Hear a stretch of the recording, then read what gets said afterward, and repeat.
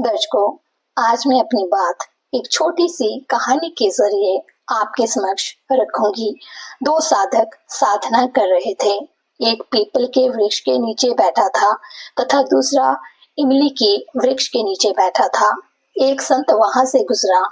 जो साधक पीपल के वृक्ष के नीचे बैठा था, उसने उस संत से पूछा कि मुझे आत्मज्ञान कब होगा। तो उस संत ने कहा कि इस पीपल के जितने पत्ते हैं उतने जन्मों के बाद होगा।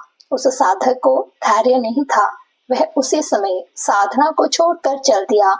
इसके बाद जो साधक इमली के पेड़ के नीचे बैठकर तपस्या कर रहा था, उसने भी उस संत से वही प्रश्न किया। तो संत ने उसे भी वही उत्तर दिया कि इस इमली के पेड़ पर जितने पत्ते हैं उतने जन्मों के बाद होगा। इस पर उस साधक ने कहा कि चलो हो तो जाएगा। यह कहकर वह आत्म विभोर होकर नाचने लगा और उसे उसी समय आत्मज्ञान हो गया। दर्शकों, ईश्वर ऐसे ही व्यक्तियों का चयन करता है जिसका अंतःकरण निर्मल हो। आत्मज्ञान श्रम से नहीं बल्कि भावना से प्राप्त होता है। आत्मज्ञान से ही मनुष्यों को पूर्णता का अनुभव होता है। उच्चता प्राप्त करना ही जीवन का लक्ष्य होना चाहिए। चीजों का संग्रह करना महत्वपूर्ण नहीं है। आज मनुष्य जीवन की उपेक्षा कर विभिन्न प्रकार की चीजों को इकट्ठा करने में लगा है तथा जीवन के महत्व को ही भूल गया है।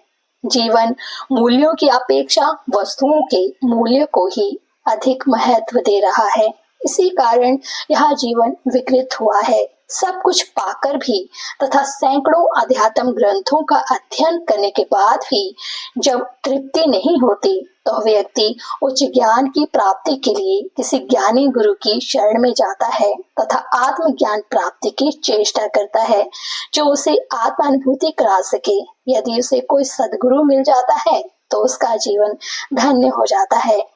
ईश्वर प्राप्ति से पूर्व साधक को सबसे पहले आत्मा का ही ज्ञान होता है तथा उसी के माध्यम से ईश्वर की अनुभूति होती है कि शरीर में जो आत्मा है वही ईश्वर है।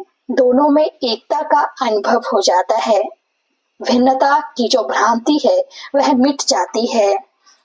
जिस किसी ने प्रयास किया उसे इसी प्रकार की अनुभूति हुई है। ईश्वरानुभूति से ही सृष्टि के रहस्यों का ज्ञान होता है। आत्मज्ञान ही उसका प्रवेश द्वार है। जिसने इसका स्वाद चखा वह आत्म विभोर हो गया, आनंद मगन हो गया। सांसारिक वासनाएं समाप्त होगी। जिसे इसकी अनुभूति हो गई वह अपनी ही मस्ती में रहता है। उसकी सभी चाह समाप्त हो जाती है। ना कोई तृष्णा, ना किसी से अपेक्षा, ना कोई वासना, ना भोग, ना त्याग। वह द्वंद्व रहित हो जाता है। दर्शकों, ये थी आज की video. Please like, share and subscribe my channel.